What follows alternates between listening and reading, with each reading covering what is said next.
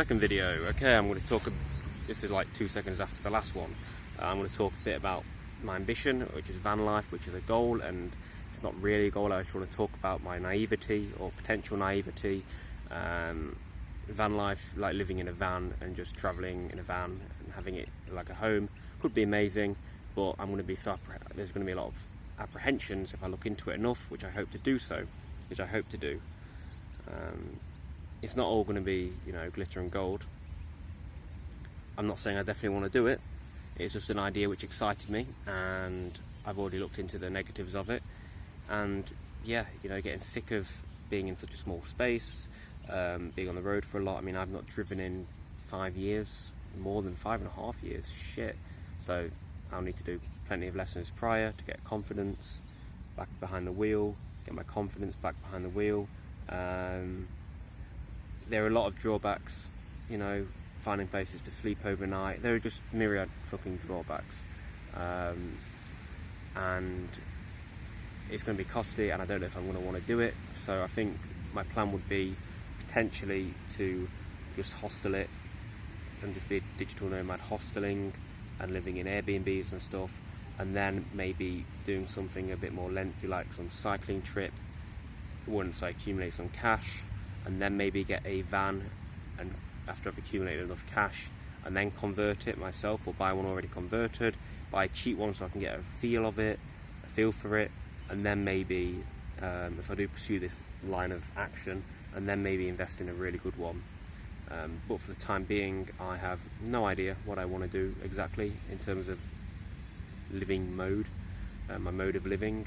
I think I will just find a place to establish myself temporarily, or more temporarily than van life, living in a van. That's a bit cringe, #van life. Maybe just sharing an apartment with, as I say, Nico and his friend indefinitely. Maybe I can just get some solid work in, really develop my skills in that area, get really writing. If I can develop a solid routine where I'm not impinged upon, that'd be great. At the moment I'm getting there, but I mean, I had a guy move in this morning, this German guy, who is in the little alcove where I'm currently, let's say, living. So he's not like on the bunk above me, so I can still like meditate easily in the mornings, but him being there and maybe wanting to use the chest of drawers that I use as a desk and wherein lies pretty much all my stuff. Yeah, of course you have to be fair and stuff, and yeah, I get that. That's why it would be an impediment, because it has an effect. Yeah, there's that. So it would be nice to have my own space entirely. And then after that, after I build X, Y, and Z, then I could go, okay, I'm ready to move on now. I'll pursue getting a decent van or whatever. But yeah, I don't know until I get there. At the moment, I just want to get some form of income, build my skills to a high point. I watched the video this morning, Alex Becker. I recommend his channel. He's one of three YouTube channels I'm now subscribed to. One's a JavaScript thing, which I'm basically saving for a reference for when I get there to use JavaScript. One is Pursuit of Ideas. What the hell is the channel name? Academy of Ideas, my favourite channel. And then Alex Becker, and Alex Becker is actually pretty straight up. I can't sense any bullshit in him, which is rare for me to find on YouTube. And he uploaded a video this morning about fear, and I realised, yeah, the prospect of running out of money, having to go home, is a fear. And if I can employ that and remind myself of it, like the Stoic tenet, remember death, then yeah, that'd be good. And if I can also keep trying to visualize a future where I'm self-sustaining, and I smirk at that because visualization is a very positive psychology thing, which makes me cringe a little bit. I think I won't go into that, but yeah, that's what it'd be helpful to do. Just keep writing about it, talk about it every now and again. Try not to talk about it as much as I have been doing on these vlogs, because I realise I do talk about it a lot. And then just keep writing about it, thinking about it, talking about it sporadically, more regularly, and keep it at the fore of my mind.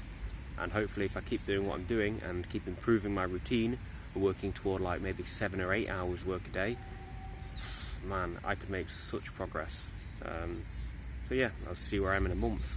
It's now May the something or other, like May the 7th or 8th, and I'd be interested to see where I am in a month. 1 month ago now was the beginning of March.